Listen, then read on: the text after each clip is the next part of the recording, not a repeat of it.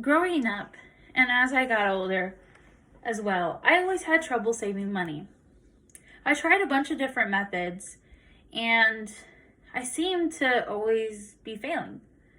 I seemed to always go back into my old ways, whether it worked or whether I just didn't stick with them. Well, eventually I found a way that worked.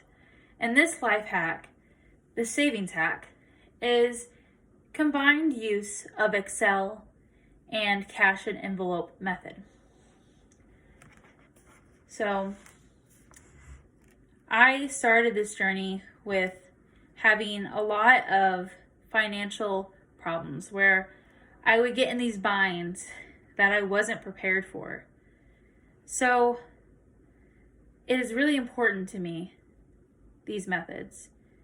It got me out of a lot of troubles, and these methods, the cash and envelope especially, consumer expert Clark Howard, whose goal is to help consumers save money and spend less, approves of this cash and envelope method. So starting off with the Excel, this Excel method. So this categorizes by months that I had out and categories. So there's a bunch of different ways that you could do this. So obviously the months would be the same for anybody, but there's a bunch of different categories that you could choose. Whatever works for you. You can do as far as like how a lot of us are college students, so you could have extra categories that some people wouldn't have if they weren't, like having your books. So say you pay for your books and say June, August, and December.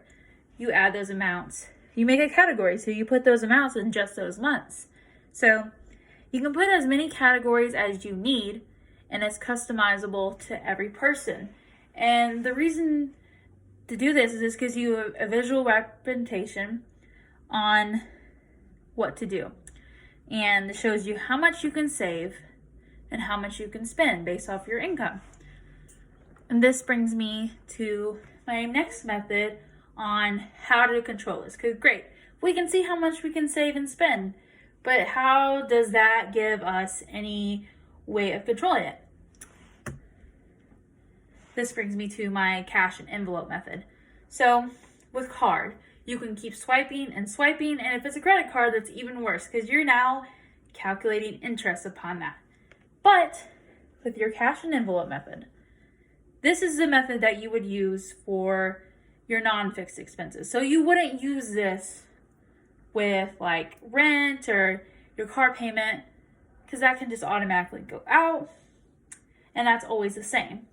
The categories you would use is, this is customizable to what your non-fixed expenses are, but for mine, it was spending money, gas, work snacks, groceries, and birthdays and Christmas.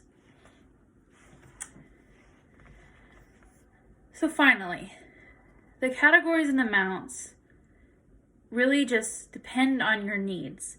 But this gives you some type of control. When the cash is out, it's out. You can't keep swiping like you would a card. So this gives you some type of reward, especially at the end of the week. And you got cash left over. Like, that's freaking exciting. So it was really rewarding to me when at the end of the week, when I had cash left over. It made me excited to spend more. It made me feel like I was really doing something because I had visual representation of what it is that I'm doing, and a lot of people are very visual people, so that very much worked for me, and I hope that this hack works for you. Warren Buffett, one of the top investors in the world, once said, "Do not save what is left after spending," and said, "Spend what is left after saving." Thank you.